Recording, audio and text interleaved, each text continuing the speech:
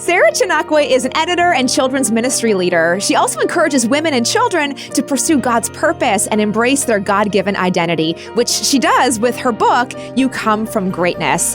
This book helps all children embrace their God-given worth and identity, but it's also a celebration of Black History Month, which starts tomorrow. So welcome, Sara. Thanks for being here. Hi, thank you. Thank you for having me on. So why was it important for you to write this book?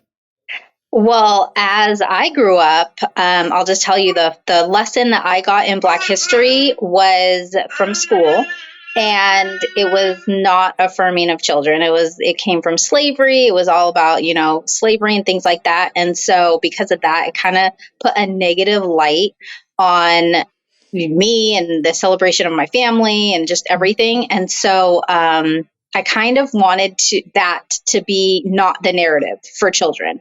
And so I created it out of that. Just a fondness for children, affirming for children to know that, they do come. Yes, we have slaves in our past, but that's not where we come from.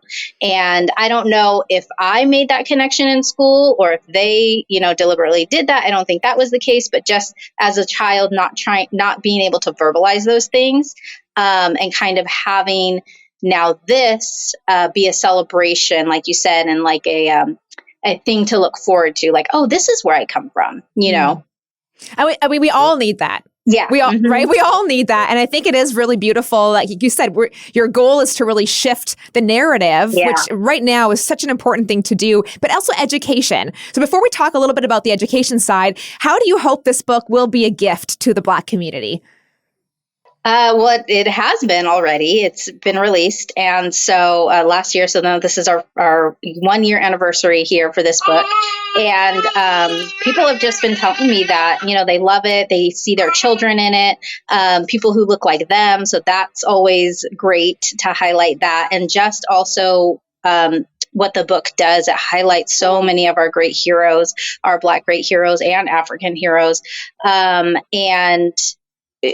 really just in educating them. I do this kind of thing now where it's legacy leaders. And so these were the people, who are legacy leaders. And so how can you as a child be a legacy leader now? Yeah. Actually, just to tie in with that, how do you hope young readers will see God as a guide? Because that's mentioned in the book too. Mm-hmm. Yeah. Yeah. So if we don't know where we came from, you're adopted, or you just don't know your origin story or your history. I mean, I still don't know what African continent my father's side came from.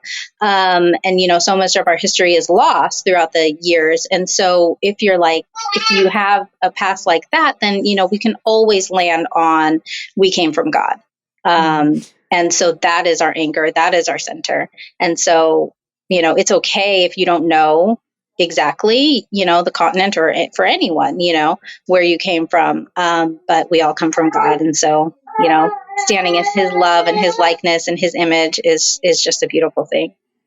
And again, what a beautiful gift. I mean, I can hear your little one in the background. Yeah. And it is something that you can leave with your children, and something obviously that's so important as you continue on your legacy for your kids to know where they come from. So you've done a research, a real service to your family. I know my dad's looked up a lot of his, genealogy, because it is something that we all are looking for. We all want to know, who are we connected with? Where are we coming from? And I'd love to know too, because it is Black History Month in February, what do you hope and wish more people would know about Black history? Just the great leaders that come before us, some are well known, Rosa Parks, Martin Luther King, John Lewis, but some are not well known. And so get out there and figure out the ones that are not so well known. And you might, I don't know, this is the nugget that I want to find. Like, what kind of people do we have in our own family that are the non, well known people that, we can share? I can share to my kids. I can pass down those stories. Yeah. What did they do? How did they change their world? Mm-hmm. Right. Okay, if we can get one more question in there, maybe you'll want to elaborate. So. I love it. Every time you talk, she talks. She's like, Mom, we're here together. It's beautiful. So I love this line in the book. It says, sow the seeds and pull the weeds, trusting that one day you will enjoy what you grow. Do you want to elaborate more on that? It's such a beautiful line. Yeah. Well, it actually, two things, right? I mean, just the practicalness of planting and harvesting and all that, but just what you plant, what you put into the ground will come up. So I mean, kindness and leadership and all the things that we need to instill in our children, right? And then they can harvest those things. But also just the practical of we were planters and gardeners, at one time. And so almost getting back to that too is really, really a good thing, if you steward that. We have to be stewards of the earth.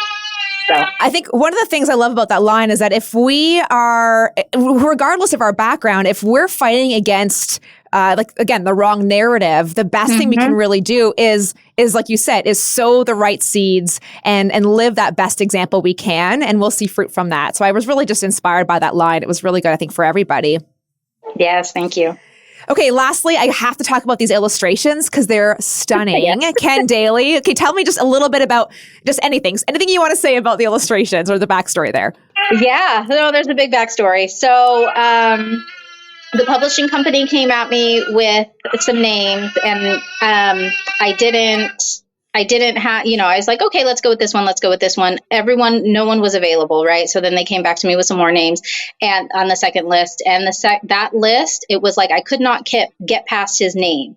I went to his website. You have to read all their bios and see what they're about and all that.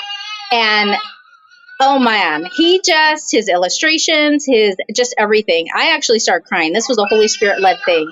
And the Holy Spirit was like, this is the one that I want for this book. And so I was like, I said, okay, this is the only name I have for you. So hopefully he's available. And with a lot of prayer from just everyone I knew, he was available. And then I asked him not too long ago, I said, did you feel anything like, prayers or any kind of thing? He's like, I just felt like I needed to say yes. Mm-hmm. So I was like, okay, yeah, I felt like the Holy Spirit was definitely in that. And he loved the story when I told him. So good. Yeah. Every family that gets this book could rip out and put up on their wall any of the pages from this book. It's beautiful. Well, again, it is a celebration of Black History Month. It's a message for all of God's children. You come from greatness. Author Sara Chinakwe, thank you for your time. Thank you.